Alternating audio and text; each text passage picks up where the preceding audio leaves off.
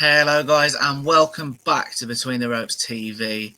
Now, it's me and Yas again. Ray's still on holiday. All this boxing and the man's just a no-show. But to make up for it, Yas has had a fresh trim. Just look at that. Stunning. Guys, as we've said, it's been a busy week, and we're going to get straight into this one. Janibek obviously inherited the WBO middleweight title back in August after Demetrius Andrade moved up to super middleweight. And he's taking on Denzel Bentley as his first defense. Yas, do you want to just give us a breakdown of this fight or how you see it playing out?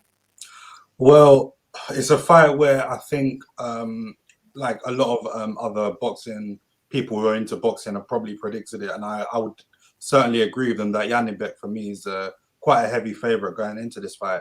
And fair play to Bentley for taking his opportunity when it came and chasing greatness. Like, he believes in himself that he's going to win, but I just feel as though Bentley, for me, he's not quite at that world level, and it showed previously in his fights. Obviously, we know the last time out, he got the win against Marcus Morrison at York Hall, but we can't forget that a loss against Felix Cash. And Felix Cash, for me, he's a European kind of level fighter. So I just feel as though this is a step a bit too far.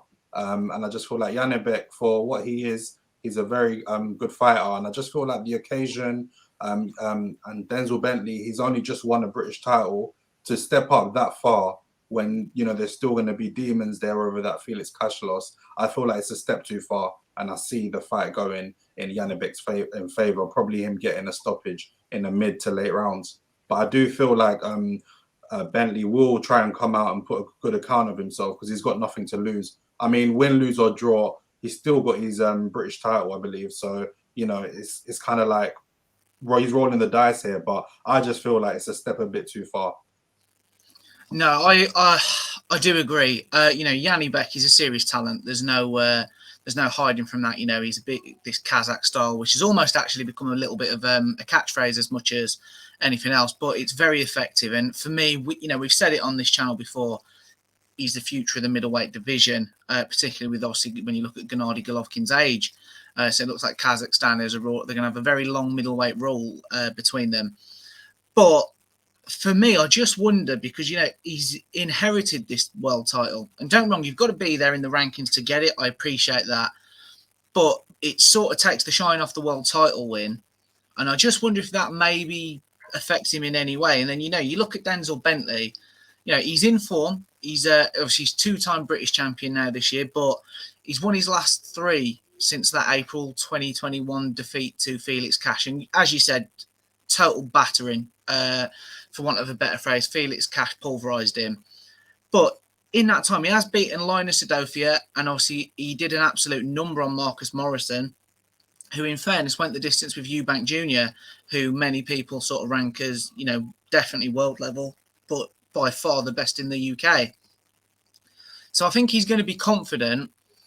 And I always think, we say a happy fighter is a dangerous fighter, but a confident fighter can be a dangerous fighter as well. I think the mix of Bentley's confidence coupled with Janibek, maybe because nobody wants to inherit a world title. As much as you want to be world champion, you want to fight and win it, don't you? Nobody ever, as a kid, dreams of being handed one. So I just wonder if that could cause problems. I do agree with you. Janibek will win it, but I'm hopeful we'll get a good fight and quite a rare thing. So you're going to be shocked, Yas. Maybe I should have even told you before what I was going to say, but I'm not. I'm going to say fair play to Frank Warren because he's letting Denzel Bentley go and earn, well, you would assume the biggest paycheck of his career. He's letting him have a world title shot. It's on a top rank show. Now, I know obviously between Tyson Fury, they do a bit of business, Frank Warren and Top Rank. But fair play, we look at Felix Cash now. I know he's been unlucky with pulling out of one fight through injury this year. And then obviously we all know what happened with the Eubank Jr. Conor Benn saga. But if you'd have bet in April 2021 who would be fighting for a world title first, I don't think if you could have asked 100 boxing fans, I think all 100 would have said Felix Cash. I don't think there'd have been anybody saying Bentley. So that testament to Bentley for coming back, testament to Frank Warren, which I don't feel great about saying. But there we are. It's a shock. So we're both with Janibek. Yas, any last words on this one? No, just to add on it, to be honest, like fair play to both parties. Like you said, we never visioned it going this way. But and also whatever happens, like I said at the beginning of the video, whatever happens to Bentley, he's not in a bad position. Obviously, if he goes out there and he doesn't lose in a bad way, he still comes back to the UK with his profile growing, obviously, for having a fight in America against a world champion. He would have got his biggest paycheck to date, we'd like to assume. So, it does wonders for him. And then obviously he's still holding on to the British title. So that, what's it called, kind of guarantees him, good and big fights in the future. Just a quick question, Yas. If he does lose, as most people expect, Felix Cash rematch. Felix Cash needs a fight. Now, I know Felix Cash won the British title, vacated it and moved on to supposedly European level, but it's not really panned out like that. And I agree with you again. I think Denzel Bentley's in the situation where win, lose or draw, his stock only goes up. Is that a fight that we could see or that you'd even want to see?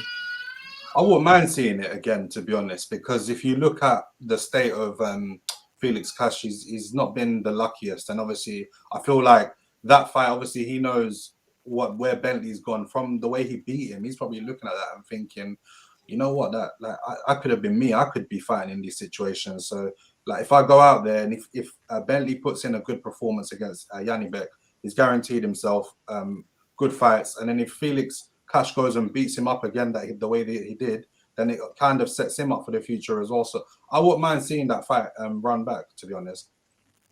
No, I agree with you, mate. It's funny how the world of boxing's gone the last couple of years. But there we are. Guys, as I said, there's been a lot of content this week. There's plenty more to come. So don't forget to hit that like button, hit that subscribe button, and yeah, we'll see you on the next one.